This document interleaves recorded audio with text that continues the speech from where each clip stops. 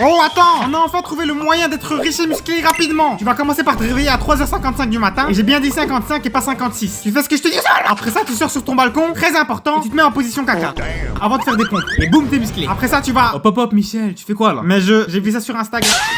Si t'as traîné sur Instagram récemment, t'as pas pu passer à côté de ce gars, Ashton Hall, du trou du Il partage ses routines gougnafiesques qui consistent à se réveiller à 3h du soir pour aller à la salle à 6h. Parce que pourquoi pas. Mais est-ce qu'il faut vraiment s'infliger tout ça pour avoir son physique? Je suis sûr que tu te poses la question, donc reste bien jusqu'à la fin, histoire qu'on y réponde ensemble et qu'on détermine quelle est la routine parfaite pour prendre du muscle.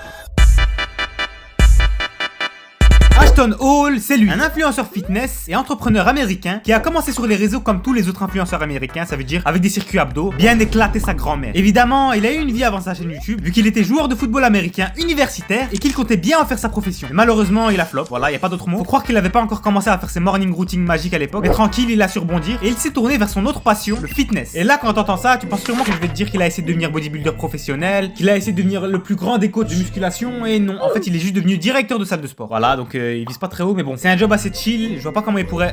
Ah, il a reflop. Après avoir perdu son emploi de directeur de salle à cause du Covid et du confinement, il lance sa plateforme d'entraînement et de développement personnel H-Fitness et il déménage à Los Angeles en 2021. Mais à moins que tu sois un américain, je pense que tu connais surtout ce gars, tout ce qui s'est passé récemment, tout ce qui est morning routine où il dort comme ça. Oh mais qu'est-ce qu'il fait lui? Oh, il nous casse les couilles là! Le gars est serein, ça veut dire qu'il est vraiment à un rhume de la mort, mais à l'aise. Ses routines de malade mental, elles l'ont fait exploser sur les réseaux au point où maintenant t'as des parodies de lui partout. Mais genre quand je te dis partout, c'est vraiment partout et par tout le monde. Genre même Duolingo ici est mis.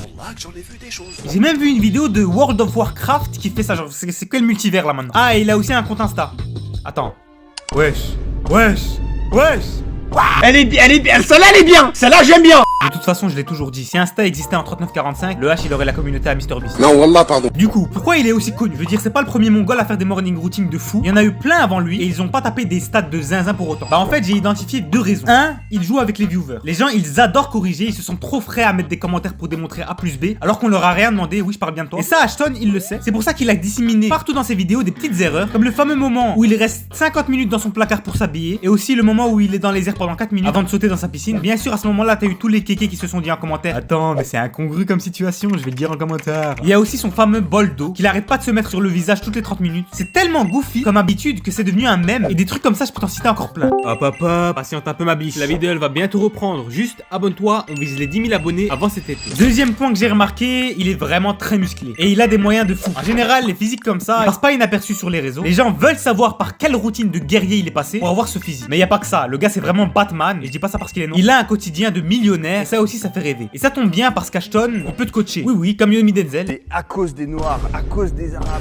Pour te faire gagner 10 000 € par mois, rien que ça. Et c'est ce détail qui fait que ce gars est un pur génie. Vu qu'il tape des millions de vues, il y a des millions de gens qui tombent sur ses coachings et qui sont susceptibles de les acheter. Donc en fait, ces routines invraisemblables, c'est juste une pub déguisée immense pour vendre sa sauce. Et le gars, il a littéralement un chauffeur personnel. Donc je pense que ça doit un peu marcher son truc. Et ton problème à toi, petit spectateur moyen de merde, c'est que tu vas les croire ces conneries. Bah ouais, il est musclé, riche, il utilise l'équivalent du PIB du Burundi pour se taper un footing en 4K Full HD. Forcément, t'es convaincu. C'est ça ton problème. Voilà, je te le dis parce que je vois que tu prépares déjà la banane et le bol d'eau. Si tu veux son physique, c'est pas te lever à 3h du matin qui va t'aider. Non, c'est pas aussi simple. Et ça soulève un problème qui te concerne sûrement.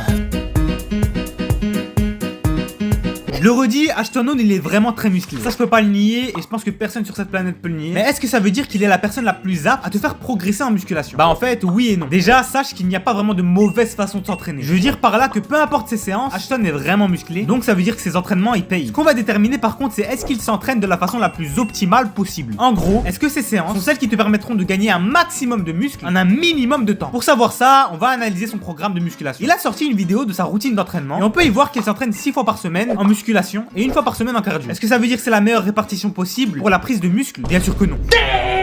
Les gens. Sur ce point là, ça dépend vraiment de tes préférences. Tant que t'arrives à taper chaque groupe musculaire 2 fois par semaine, ça passe. En l'occurrence, celui d'Ashton est vraiment pas mal. C'est pas du surentraînement étant donné qu'il garde quand même un jour de repos musculaire. Il utilise ce jour pour faire du cardio, donc ça va, je pense pas que tu vas mourir si tu fais ça. En ce qui concerne son split, il entraîne une fois les pecs et le dos, une fois les épaules, une fois les bras et 2 fois les jambes chaque semaine. On appelle ça un bro split. Ça veut dire qu'un jour est égal à une partie du corps. Perso, je suis vraiment pas fan. Je trouve que c'est plus simple d'avoir son quota en volume en faisant 2 séances push-pull leg par semaine. Après, c'est mes préférences. Étant donné que ce qu'on veut, c'est entraîner chaque muscle 2 fois par semaine pour valider un maximum de séries, mais pas trop. Faire une seule séance pec par semaine, ça veut dire qu'il doit en faire une longue et c'est sous-optimal. Étant donné qu'il ne pourra pas mettre la même énergie dans ses derniers exercices, surtout s'il s'entraîne à chaque fois à l'échec. Du coup, pour ce point, je suis pas trop d'accord. Mais vas-y toi, qui pour dire ça? Tu te prends pour un coach ou? Moi je fais confiance qu'au mec musclé, dégage. Franchement, si tu penses comme ça, tu peux directement te désabonner de la chaîne. Ici, on parle sérieusement, y a pas de bullshit. Ce que je te dis, je le sors pas de mes fesses. C'est basé sur des études comparant des groupes, etc. De toute façon, je te mets à chaque fois les liens en description quand j'ai pas la flemme. Bref, on passe maintenant au plus croustillant, le contenu des séances.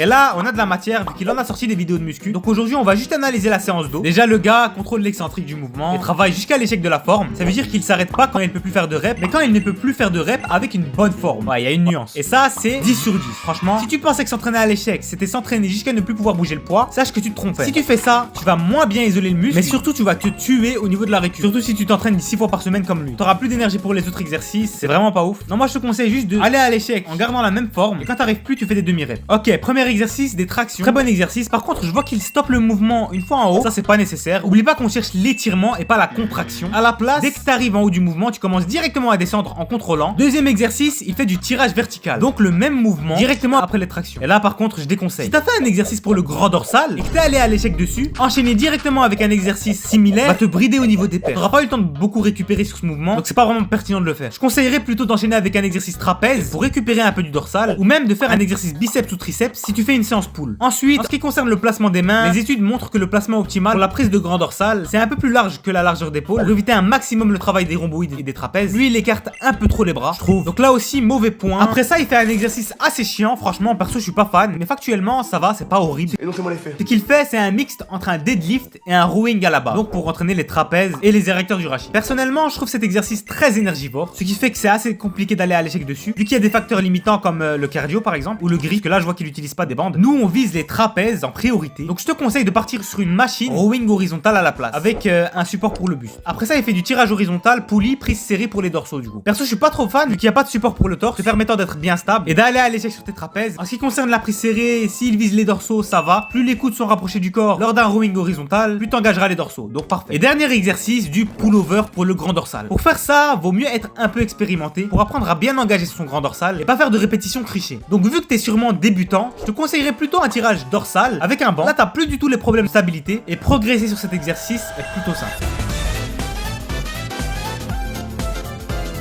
Comme t'as pu le voir, sa séance est vraiment pas mal, mais c'est pas la plus optimale possible. Et je sais qu'il y en a qui vont me dire que ça sert à rien d'optimiser ses séances, que c'est du perfectionnisme mal placé et qu'il suffit d'aller à l'échec pour progresser. Mais ces personnes, c'est des merdes, voilà, je le dis. Est-ce que t'es là pour t'entraîner, pour maintenir ton physique et être un peu fit, ou est-ce que tu veux devenir le meilleur, le numéro 1 parmi tes proches? On n'est pas ici pour la santé, c'est pas une chaîne YouTube pour les bonhommes qui veulent se remettre en forme ici. On cherche à devenir les meilleures versions de nous-mêmes. Donc flemme de m'entraîner à moitié, je préfère m'y mettre un max. Pour ça, tu dois avoir une routine, c'est-à-dire savoir à l'avance quelles tâches tu dois faire dans une journée et quand tu dois les faire. Va falloir planifier tout ça à l'avance. Perso, j'utilise Notion Calendar, mais tu peux prendre ce que tu veux, même une feuille. Et peu importe la routine que tu suis, tant que tu entraînes chacun de tes muscles 2 fois par semaine et que tu vas à l'échec sur les bons exercices en suivant mes conseils. Et je m'en fous si t'as des cours à côté ou que tu me dis que t'as pas le temps. On va dire qu'au pire tu termines à 18h, bah go, à 18h tu bouges à la salle au lieu de rester chez toi, jouer aux jeux vidéo. Y a pas de dilemme en fait, t'es juste pas discipliné. Avant, moi aussi je trouvais que j'avais pas le temps, mais depuis que je prévois mes journées à l'avance, j'arrive à m'organiser et je me rends compte que je perdais beaucoup de temps à réfléchir. J'étais skinny fat, pas capable de taper une pompe alors que je faisais 60 kilos. Et tu penses que j'aimais ça? Je détestais ça, je supportais pas, j'ai toujours voulu être musclé, mais je me disais que j'avais pas le temps alors que c'était faux. J'avais le temps, juste je m'en donnais pas les moyens. Et crois pas, ton physique et tes performances sportives, elles se répercutent sur chaque aspect de ta vie. La muscu c'est vraiment la clé pour faire ce que tu veux, peu importe tes projets. Si tu veux devenir chanteur, mangaka ou quoi que ce soit, commence la musculation parce que ça va te discipliner, t'apprendre à mettre des efforts et à voir les résultats. Ça va te conditionner à travailler dur en fait. Honnêtement, si j'avais pas commencé la musculation, je pense que je serais pas en train de te parler maintenant. Il y a 6 mois, je sortais ma première vidéo, je l'avais travaillé 3 semaines pour au final avoir 400 vues au moment de sa sortie. Mais est-ce que tu crois que je me suis dit ça y est, je suis foutu, c'est pas pour moi les vidéos, j'arrête? Bah non, je me suis pas dit ça. Je savais qu'en fournissant les efforts nécessaires, j'arriverai à développer ma communauté. J'ai littéralement appliqué la surcharge progressive à ma chaîne YouTube. Et je sais, aujourd'hui on est 2000 abonnés, on n'est pas non plus 100 000. Je sais aussi que cette vidéo elle va faire genre 10 000 vues, donc je suis bien loin de mon objectif. Et tu crois vraiment que je vais m'arrêter pour autant? Allez, abonne-toi. Nous on se dit à la semaine prochaine. Sur ce, bonne séance à tous.